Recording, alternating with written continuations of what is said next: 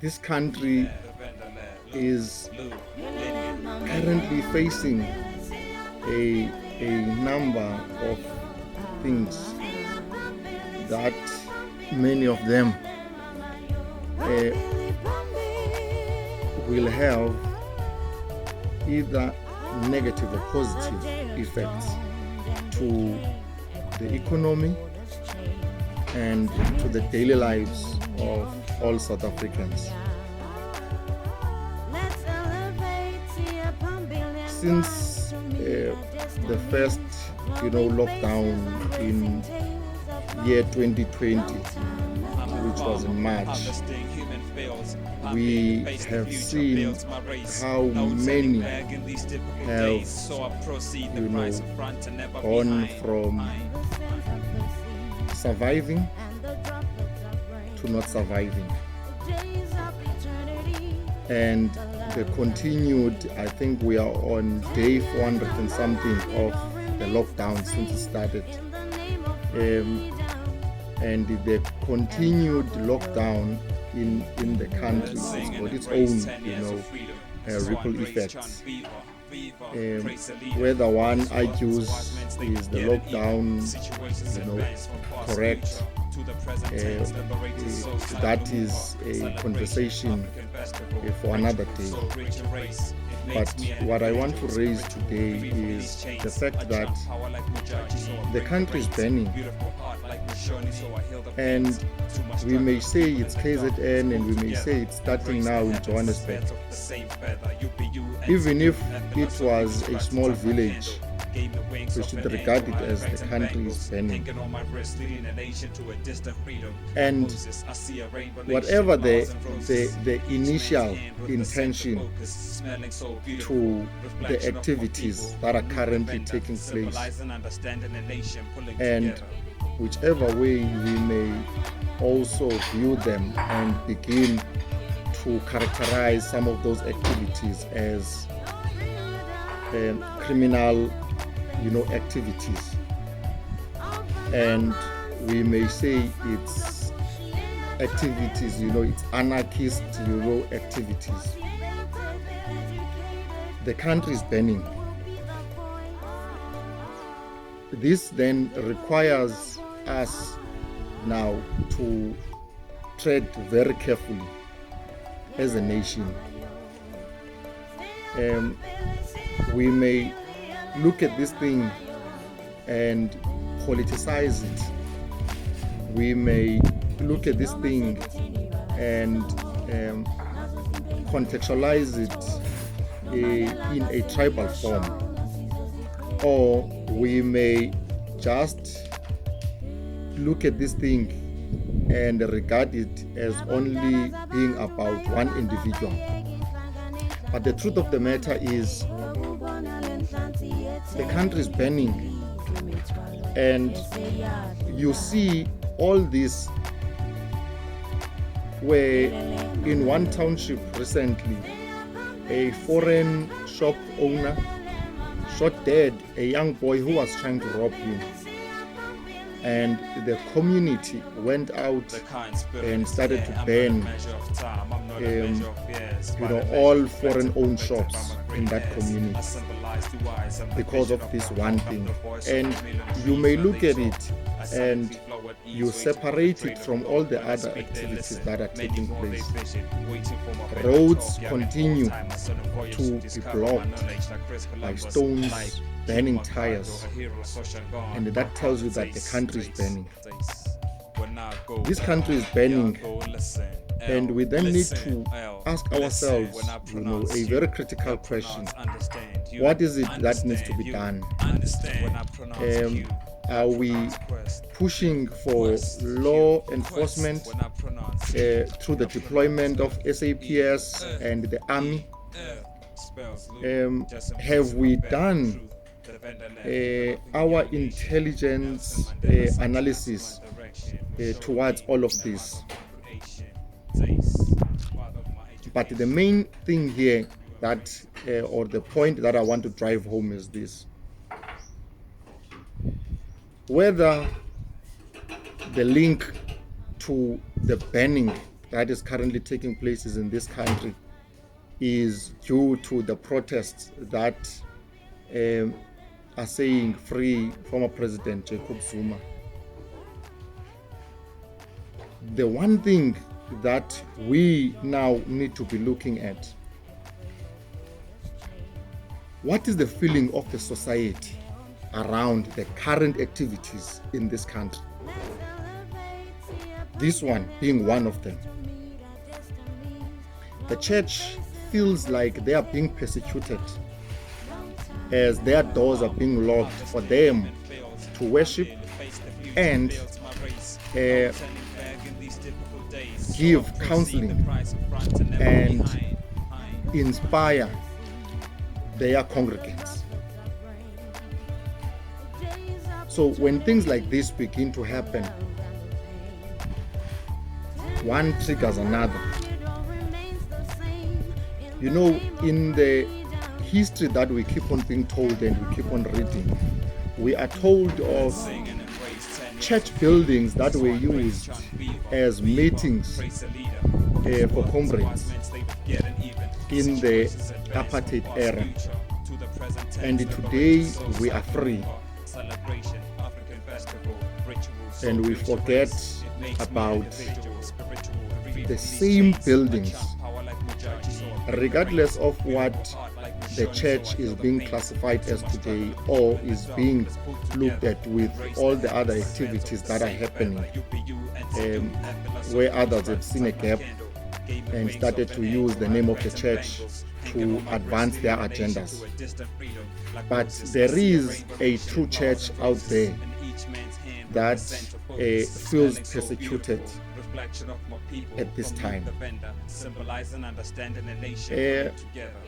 Young people, with the schools being closed, young people are sitting at home doing nothing.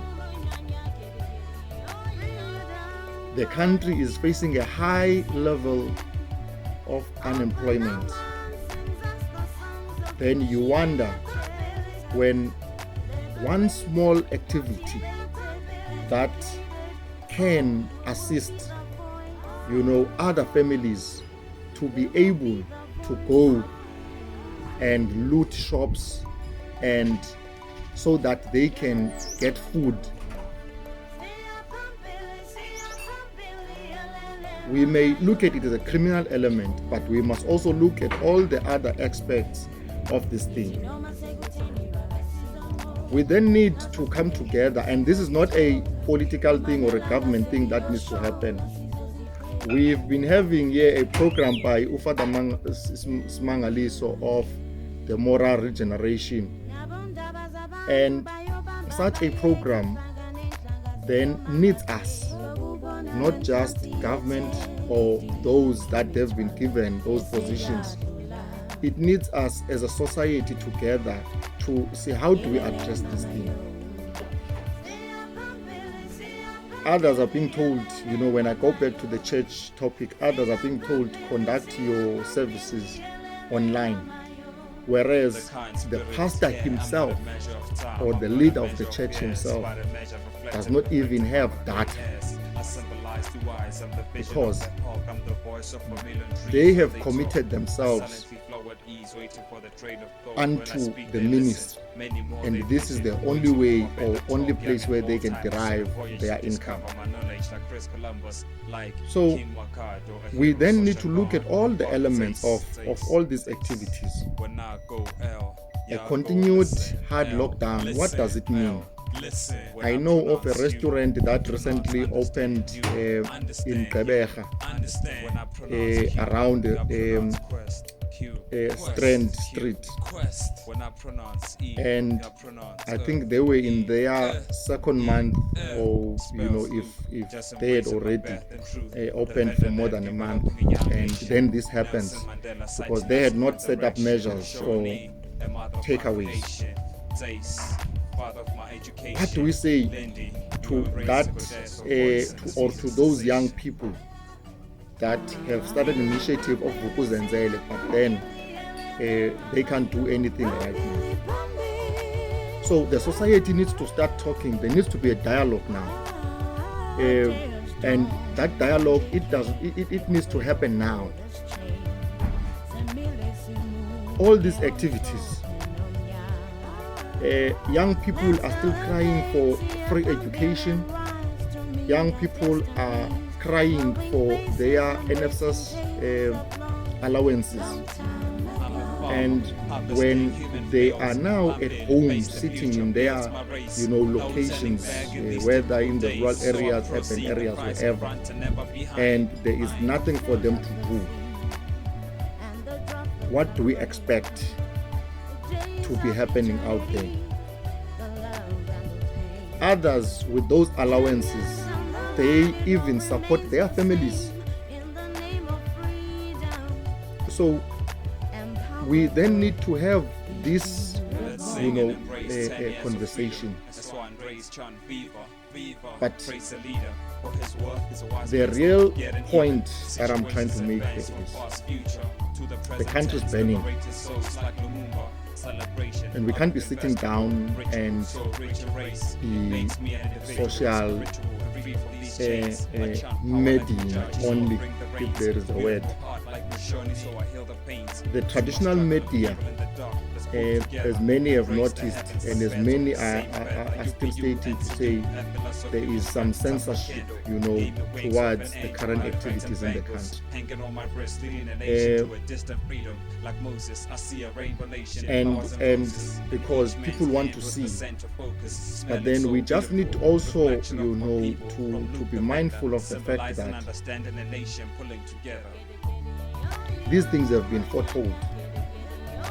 There's an article I recently read where there is a portion there that talks of what will then happen. There will be a civil unrest. So when we act on all these things, we just need to take a step back and apply our own, intelligence, so that we are able to arrive at an informed, position when we want to engage in these conversations. People are struggling. You look around, you see misery. And you think then when there is an opportunity where people can get just a 12.5 of cake flour or bread flour for free, you think they would not take advantage of that opportunity. The country needs us to now begin to engage in a very robust way as to what can we do together. Because at the same time, in every activity that happens, when there is a riot, when there is an activity, as for instance, when it was the free education, there were elements of a third force to it. Criminal elements started also,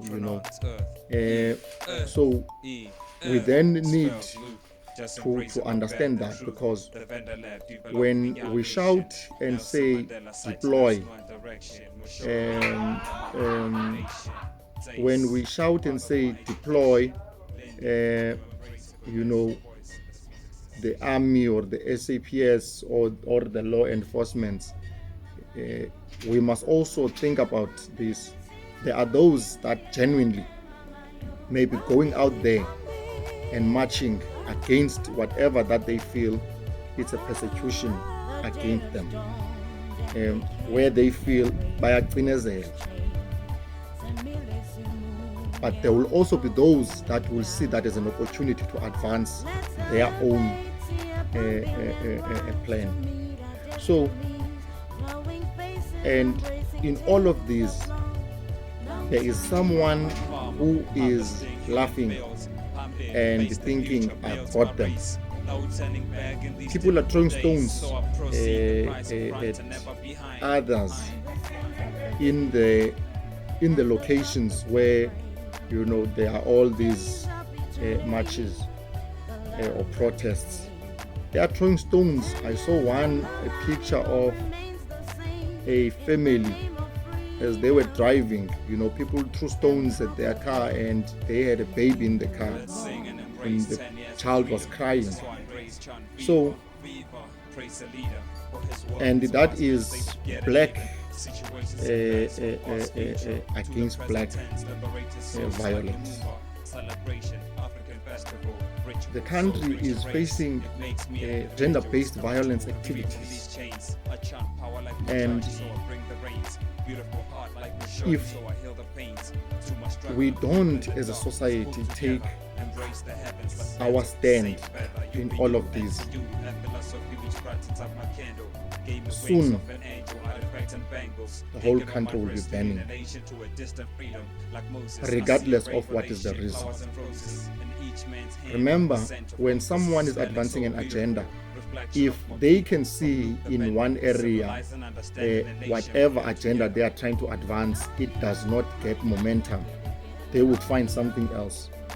In other areas, it may start, with the foreign shop owners. In other areas, it may start as a service delivery. So these are all the things, that we need to look at. But the root of all of this, where you see a number of people willing to go out there and say, if there is a corona, if there is a virus, if there's this, if police have to kill us, then let them kill us. It's because people are hungry. I then, in conclusion, ask that we brothers and sisters look after each other. People are dying out there. People are dying of many things: hunger, stress, the virus, other health complications, loneliness. So there are a lot of things. And the private sector, as much as they would give, one community of 100 people groceries that are worth 50 or 100,000 when they are making a profit of 1 billion, and they would think that there is something good that they are doing, they are still, persecuting a lot of people. People are losing their homes. People are losing cars. People, are being put into the credit bureaus because they are unable to pay, and that then deters them from, moving to the next level. So, as a society that is striving towards an agenda of an agenda that talks of peace, an agenda that talks of equality, non-racial, we can't be looking at others and pointing fingers without doing something. The time for all of us to be leaders has come, and we need to take our stand as leaders to address the challenges that we are facing in our communities. Schools are being, vandalized, and yet the community is watching. And it is not that the community is watching and doing nothing, it's just that the community also feels it is no longer my concern, because I am even now concerned with the fact that I am hungry. It's time we rise as leaders and come together and find solutions. Government may not be able to do this for us, we can do this for ourselves. And the most important thing there that we need to know, we are the government.